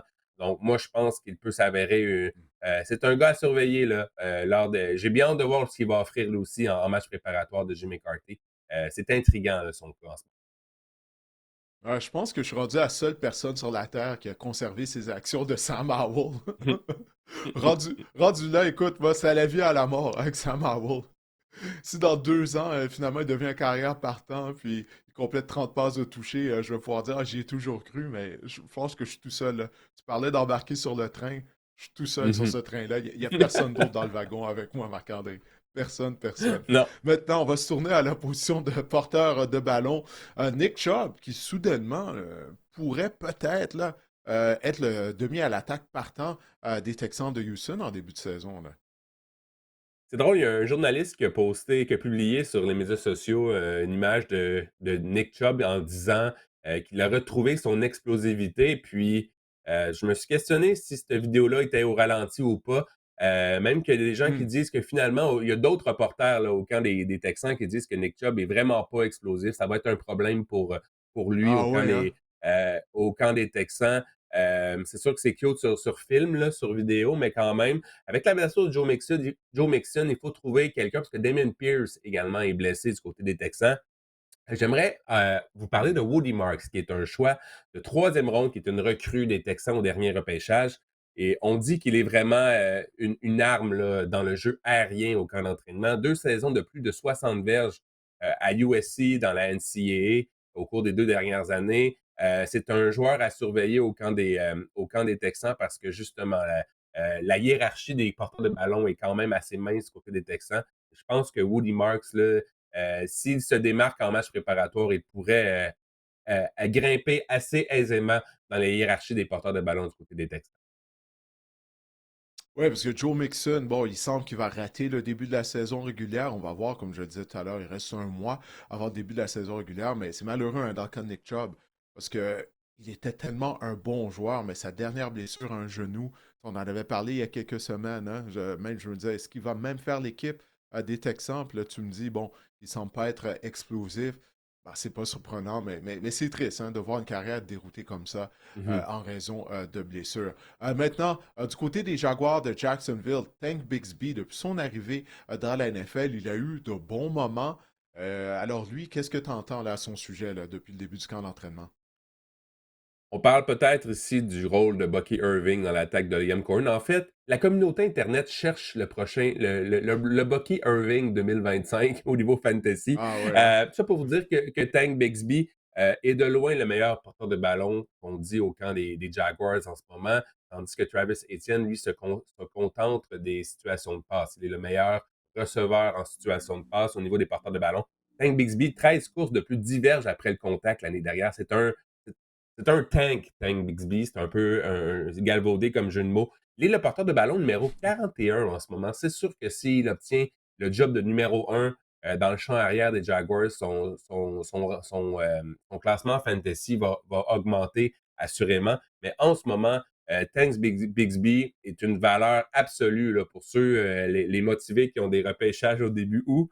Ben, je pense que Tank Bixby à tout le moins, va être le porteur de ballon partant là, lors des premiers et deuxièmes essais dans le champ arrière des Jaguars. Donc, ça aussi, c'est une situation à surveiller. Mais Charles Tootin, là, qui a eu un certain buzz au début lors des minicamps, n'est vraiment pas dans le coup, c'est ce qu'on dit en ce moment. Hmm. Je sais pas s'il reste des gens sur le train de Travis Etienne, hein. Par contre, ça, c'est un train qui doit être vide Mhm. aussi, là, je pense. Maintenant, Trevon Anderson, l'ancien des Buckeyes d'Ohio State, choix de deuxième ronde des Patriots de la Nouvelle-Angleterre. Moi, c'est un de mes porteurs de ballon favoris de toute la QV du dernier repêchage. Dis-moi que le buzz à son endroit est positif, s'il vous plaît. Je commence à penser que Travion Anderson va vraiment passer Ramondre Stevenson assez facilement. Je sais que je vous ai parlé de Ramondre Stevenson dans une chronique dernièrement, mais je commence à être de moins en moins convaincu que c'est un bon choix, même tardivement. Là. C'est plus un sleeper, Ramondre Stevenson. L'année dernière, Travion Anderson, soit 667 opportunités, en fait pas l'année dernière, dans sa carrière universitaire, dans la NCAA, 667 opportunités, aucun échappé. Et on connaît l'historique de Ramondre Stevenson à cet effet, plusieurs Ouh, échappés bon au point, cours de bon sa point. carrière. Exactement. Donc, Travion Anderson, on est vraiment emballé du côté des Patriots en ce moment. Josh McDaniels disait qu'il y a vraiment des formations déjà, des jeux dessinés pour Travion Anderson. Il est excellent en protection de passe. On voit sur les médias sociaux qu'il capte des passes également. Il est rapide, il a des habiletés, ses feintes sont incroyables. Donc, ouais, Travion Anderson, je commence à penser que ça va être le porteur de ballon dès le premier jeu en attaque là, des Patriots en 2025. Il est en ascension dans mes classements fantasy également. J'ai vraiment hâte de voir Travion Anderson en action lors des matchs préparatoires. Hey, c'est fort possible parce qu'encore une fois, il était de loin le meilleur porteur de ballon en termes de protection. Ça, c'est en plus de tout ce que tu as dénuméré qu'il fait bien sur le terrain. Alors, ouais, son rôle va peut-être être plus grand qu'on l'anticipait au début de la saison du côté des Patriots. Mais encore une fois, bon, il n'y a pas eu de match préparatoire. On parle du buzz lors des entraînements, mais j'aime qu'est-ce que j'entends la part de Traven Anderson. J'aime tout ce que tu viens de dire à son sujet. Maintenant, on va aller du côté des Commanders de Washington. Toi et moi, on en a parlé. Hein? Du côté des Commanders, ça prendra un porteur de ballon explosif afin de seconder Brian Robinson dans le champ arrière. Est-ce qu'on en a trouvé un là, du côté de l'organisation de Washington? Mesdames, Messieurs, je vous présente Jacory Krosky Merritt, qui était le dernier porteur de ballon repêché lors du dernier repêchage, donc un choix de 7e ronde. Blessé l'année dernière à Arizona, mais ça a été le joueur par excellence du Shrine Bowl. Ça, c'est vraiment un fait notable dans son cas. Et en 2023, 18 touchés au total à New Mexico, Jacory Krosky Merritt, et on le voit déjà prendre des opportunités avec la première unité au camp des Commanders de Washington. Même les Commanders là, ont tweeté sur les réseaux sociaux. Là, il est incroyable au ralenti. Là. Il y a une séquence de lui au ralenti lorsqu'il se démène là, dans les tranchées. Bref, c'est vraiment un gros boss du camp d'entraînement de Jacory Krosky Merritt. Et on peut se dire que c'est peut-être juste un gars de camp d'entraînement, mais quand même, la hiérarchie des porteurs de ballon des Commanders n'est pas si incroyable que ça. Brian Robinson a ses limites. Austin Eckler n'est plus l'ombre de ce qu'il a déjà été au niveau fantasy. Je pense que si Jacory Krosky Merritt connaît des bons matchs préparatoires, il va être en ascension. Il va connaître une ascension fulgurante là, au niveau fantasy lors des prochaines semaines. Oui, encore une fois, tu sais, je parle des matchs préparatoires. Là, Krosky Merritt passe sous le radar présentement, mais tout ce que ça prend, c'est une belle course lors des matchs préparatoires. Puis là, tu vas voir, il va enflammer les réseaux sociaux. On y va Ouais. maintenant à la position de receveur de passe. On va faire un tour du côté de Tampa Bay. Emeka Ebuka avait été un choix de première ronde en avril dernier du côté des Bucks. On se dit, ah, pourquoi on utilise un choix de première ronde à Tampa Bay sur un receveur de passe. On a déjà des bons receveurs. Alors, est-ce qu'il est en train de justifier la sélection des Bucks? Je me souviens qu'il y a un internaute, quelqu'un qui m'a posé une question dernièrement, c'était quoi la valeur de Emeka Egbuka pour cette saison au niveau fantasy récemment dans l'un de nos derniers podcasts. Je ne sais pas si la personne va m'écouter encore, mais mon opinion est en train de changer. Pourquoi? Parce qu'on a appris récemment que Chris Godwin a subi une deuxième opération à une cheville et que sa remise en forme, il pourrait rater le début le début de la saison chez les Buccaneers. Et vraiment, Egbuka reçoit des éloges depuis le début du camp de Mike Evans. En entrevue, Baker Mayfield, il a dit que c'était un stud, qu'il était le real deal, qu'il était, je ne sais pas comment traduire ça en français, qu'il était le joueur ultime dans la vie, que c'est un pro Mon déjà. Dieu, rien de moins. Euh, ouais, receveur numéro 49 en ce moment, Emeka Egbuka. Et si, justement, Chris Godwin vient à rater plusieurs matchs en début de saison, je pense qu'il va grimper lui aussi au niveau fantasy. Il ne faut pas oublier qu'il y a un des deux seuls receveurs avec plus d'une saison de 1000 verges à l'Université Ohio State, Emeka Egbuka. On l'avait dit, là, c'était l'un des receveurs les plus prêts à jouer dans la NFL lors du repêchage 2025. Donc, vraiment, il est en train de démontrer sur le terrain, vraiment, là, c'est le receveur qui reçoit tellement de fleurs, tellement d'éloges depuis le début du camp d'entraînement. J'ai bien hâte de voir ce que ça va donner, mais il est en ascension dans mes classements fantasy et j'ai bien hâte de voir ce qu'il peut offrir à sa saison rookie.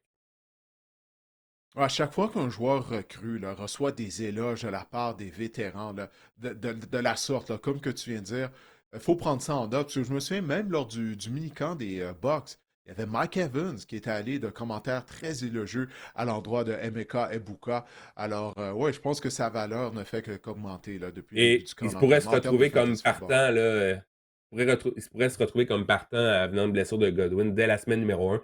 Et on sait Ouais. que l'attaque des Buccaneers risque d'être une des meilleures attaques de la NFL. Ouais, elle l'a été l'année dernière. Et puis donc, pour être partant à l'opposé de Mike Evans, alors ça va être à surveiller, ça. L'état de santé de Godwin, parce que ça va avoir un impact sur Ebuka. Maintenant, Josh Palmer, le Torontois, qui s'est rapproché justement de Toronto en signant avec les Bills de Buffalo, anciennement des Chargers de Los Angeles. Quel genre de camp d'entraînement il connaît, Marc-André, Josh Palmer? On dit que la chimie entre lui et Josh Allen a été rapide et on dit que c'est un aimant à ballon. Là. Je traduis littéralement target magnet du côté des Bills de Buffalo. Il ne s'est pas entraîné, par exemple, dimanche en raison d'une blessure à Allen, mais on dit vraiment que la connexion déjà d'entrée de jeu, c'était incroyable entre lui et Josh Allen. C'est sûr que c'est un camp d'entraînement. On mousse vraiment des receveurs de passe. Mais notez que Josh Palmer, les Josh en fait, Josh Palmer, Josh Allen, mais Josh Palmer, on lui a donné quand Ouais. même un gros contrat pour qu'il soit une des pièces importantes de notre équipe du côté des Bills. Ce qui reste à savoir maintenant, c'est la grosseur de la tarte là, qui va constituer le jeu aérien des Bills, parce qu'on sait qu'on s'est un peu tourné vers le jeu au sol au cours des dernières années. Mais entre les receveurs Khalil Shakir, Keon Coleman, Josh Palmer, Dalton Kincaid, qui va avoir le plus gros morceau de la tarte, ça reste à voir. Mais juste pour vous dire que Josh Palmer connaît un excellent camp d'entraînement. Ouais, j'avais lu que Coleman, justement, connaissait pas nécessairement un bon début de camp d'entraînement. Il avait beaucoup d'ennuis à créer de la séparation contre les demi-défensifs et c'est quelque chose qu'on lui reprochait dans le cadre du repêchage. Au cours de sa carrière à Florida State, c'est pas un marchand de vitesse, il n'est pas reconnu pour ça. Mais on se demande toujours ce genre de joueurs-là.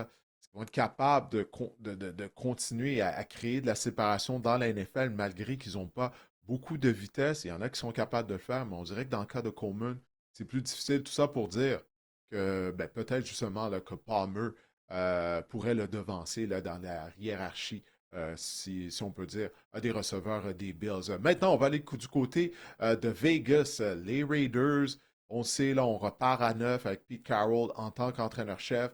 Il y a un receveur méconnu là, qui crée du buzz, là, comme on dit, là, depuis le début du camp d'entraînement. Dante Thornton, qui est un choix de quatrième ronde. J'ai parlé de Jack Bech dans une de mes dernières chroniques, mais Dante Ouais. Thornton est présentement avec les partants au détriment, justement. Il est devant Jack Bech au camp d'entraînement Mhm. des Raiders de Las Vegas. Il est l'un des 3 joueurs dans l'histoire de la NFL de 6 pieds 4 ou plus à courir un 40 verges en 4,35 ou moins dans l'histoire de la NFL. Sais-tu, par exemple, petit question quiz, sais-tu qui étaient les 2 autres?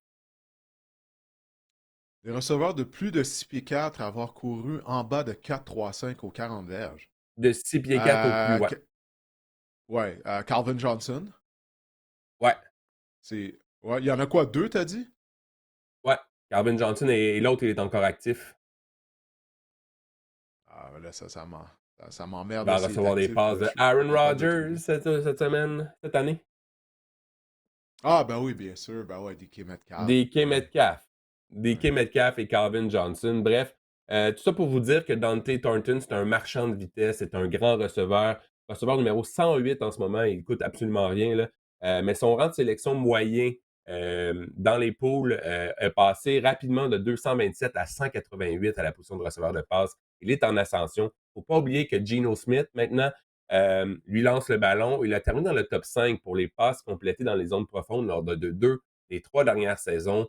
On est élogieux là, à Las Vegas envers Dante Thornton, qui est déjà comme le receveur X en ce moment avec la formation partante. Donc, c'est un joueur à Ouais. surveiller lors des matchs préparatoires et au camp d'entraînement.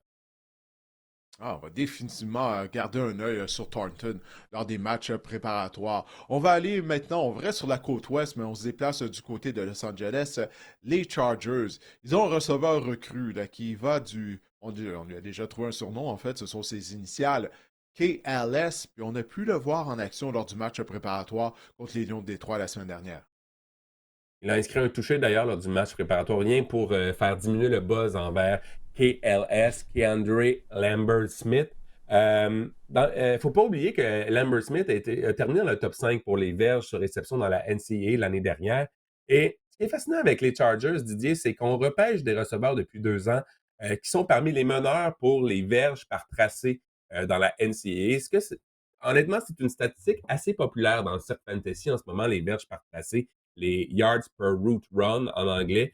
Ça démontre surtout à quel point un receveur peut se créer de la séparation et se démarquer sur un terrain. Donc, c'est vraiment important. Et c'est fou parce que les Chargers ont repêché 3 receveurs qui étaient parmi le top 5 dans la NCAA à ce chapitre-là au cours des dernières années, depuis 2 ans. Lam McConkey l'année dernière, Trey Harris et Keandre Mhm. Lambert-Smith cette année. Ce n'est pas un addon du côté des Chargers et on peut voir ce que ça donne au camp d'entraînement. Lambert Smith est en feu. À chaque jour, il connaît un excellent camp. Il a une chimie certaine avec Justin Herbert. Je suis vraiment intrigué par la perspective de Lambert Smith, de KLS, là, pour la suite des choses.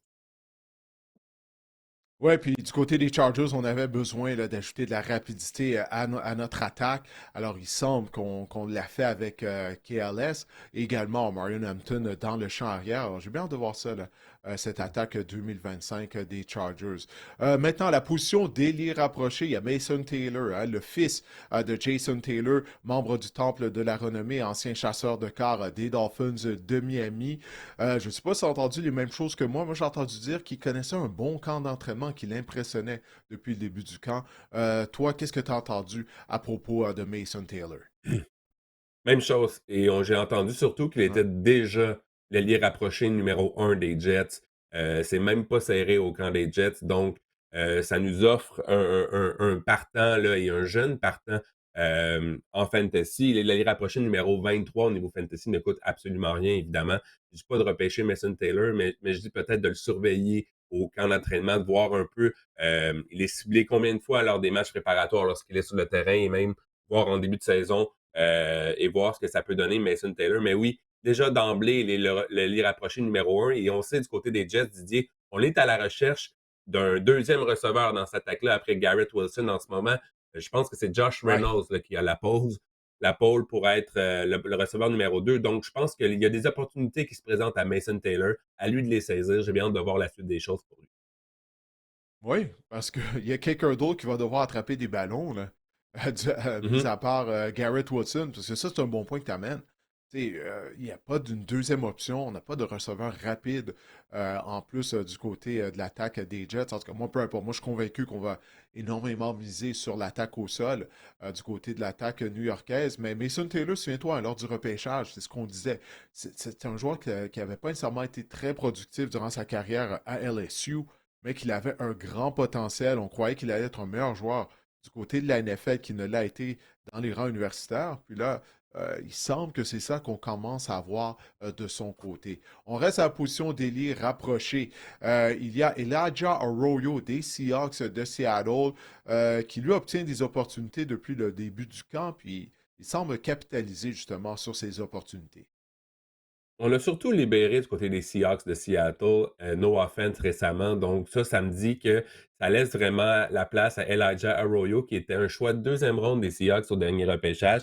Il connaît un excellent camp. En fait, on est dithyrambique là, depuis sa sélection du côté des Seahawks. On a dit en entrevue du côté du groupe d'entraîneurs que s'il n'y avait pas été des blessures l'année dernière, Elijah Arroyo aurait été un choix top 15 là, dans le repêchage selon eux. Lors du dernier repêchage en 2025. Il est vraiment utilisé à toutes les sauces au camp d'entraînement. Elijah Arroyo. Il est talentueux, c'est un gros bonhomme. J'ai hâte de voir lui aussi ce que ça va donner en match préparatoire. J'ai hâte de voir ce que ça va donner avec Sam Darnold également. On commence à, on a aussi deux receveurs. Là. On a Jackson Smith et Jigba, JSN et Cooper Cup. Comment Arroyo va s'impliquer ou va être impliqué dans tout ça, j'ai hâte de voir. Mais écoutez, il y a un talent indéniable sur ce gars-là et on est vraiment emballé du côté des Seahawks de l'avoir avec nous. On a libéré Noah Fent. C'est pour lui faire de la place et j'ai hâte de voir ce que ça peut donner au niveau des Seahawks l'année prochaine. Et maintenant, le dernier ailier rapproché dont tu veux nous parler, ben, c'est Mark Andrews. J'imagine que c'est lié à la blessure à Isaiah Likely dont on a parlé un peu plus tôt. C'est lié à la blessure d'Isaiah Likely. Mark Andrews, on se souvient l'année dernière, ça avait commencé la saison, là, il avait obtenu comme aucun catch. C'était pas facile, là, on se demandait même s'il fallait pas libérer au niveau fantasy Mark Andrews, c'était terminé. Mais force est de constater qu'il a terminé la saison quand même en force. Et là, avec la blessure de Isaiah Likely, ben, il reprend du boulot. Mark Andrews, Mark Henry, qui est un ancien lutteur là, et un Ouais, ben ancien homme ouais. fort. Homme fort olympien, je pense, pour le. Bref. Ouais, Mais ouais, oui, un haltérophile. Ouais. exact, exact. 11 touchés dans la zone payante l'année dernière pour Mark Andrews, c'est non négligeable. Près de 80% aussi de pourcentage d'attrapés, 79,7. On se souvient juste de son échappée plutôt que toutes les autres passes qu'il a attrapées la saison dernière, Mark Andrews. Il est allé rapprocher numéro 6. Il a vraiment augmenté au niveau fantasy. Je trouve ça quand même cher pour un gars qui a passé la trentaine. Mais quand même, là, il va demeurer productif selon moi, justement parce qu'il a le champ libre avec la blessure à Isaiah Like. Mark Henry aurait fait tout un joueur de football. Imagine-toi, là, Ouais. que ce soit au niveau de la ligne à attaque ou la ligne défensive, il aurait pu Mhm. créer des problèmes là, sur un terrain de football, j'ai l'impression, s'il avait choisi cette option-là, plutôt que l'haltérophilie ou même la lutte. Mais bon. Ouais. Alors, Mark Andrews, ouais. Je sais pas Mark pourquoi ça Andrews a qui sorti devrait Mark obtenir Henry. des opportunités. Ouais, non, je sais pas, mais c'est juste drôle. C'est juste drôle. Bon, ben écoute, hey, on a fait le tour, mine de rien, hein. Yes. Alors, ben écoute, Marc-André, je te remercie pour ta contribution à l'épisode. Bien sûr, on vous invite toujours à continuer de partager nos publications via les réseaux sociaux. Partagez la bonne nouvelle avec vos amis qui sont des mordus de football. On va continuer également à produire 2 épisodes par semaine d'ici le début de la saison régulière. On va avoir un survol d'une autre division pour vous cette semaine. Ça sera la section ouest de l'association américaine, hein, bien sûr, les Chiefs de Kansas City. Est-ce qu'il y a une équipe qui va pouvoir les détrôner cette année? Bref, on va discuter de tout ça. L'épisode sera mis en ligne jeudi. Alors, je vous souhaite de passer une bonne semaine. On vous reparle.